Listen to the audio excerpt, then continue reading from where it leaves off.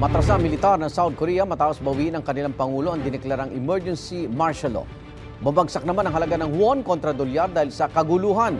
Papasada ng UB Express overseas. 북한 공산 세력의 위협으로부터 Nagulantang ang South Koreans nang magdeklara ng batas militar si President Yoon Suk-yeol kagabi. 저는 이 비상계엄을 통해 망국의 나락으로 떨어지고 있는 자유 대한민국을 재건하고 지켜낼 것입니다. Ang emergency martial law para protektahan daw ang kanilang bansa laban sa banta ng communist forces ng North Korea at anti-state forces na pro-North Korean. Kasunod ng deklarasyon,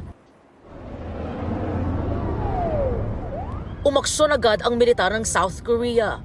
Rumonda ang mga tangke at helicopter habang idineploy ang mga sundalo sa Parliament Building sa Seoul.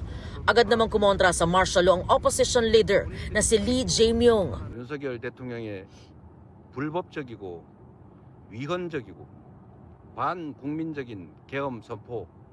Pahirapan pa ang pagpasok ni Lee sa Parliament Building. Sa labas ng compound, sumiklab naman ang tensyon sa pagitan ng pulisya at libu-libong nagpoprotesta.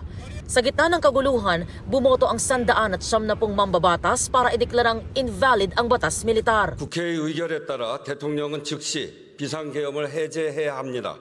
Alinsunod sa batas at nakuhang majority vote, tumalima si President Yoon at inalis na ang martial law.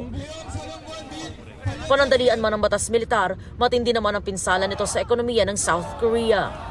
Bago makarecover, bumagsak ang halaga ng won kontra dolyar na pinakamababa sa nakalipas na 2 taon. Ito ang unang balita. EJ Gomez para sa GMA Integrated News. Igan, mauna ka sa mga balita, mag-subscribe na sa GMA Integrated News sa YouTube para sa iba't ibang ulat sa ating bansa.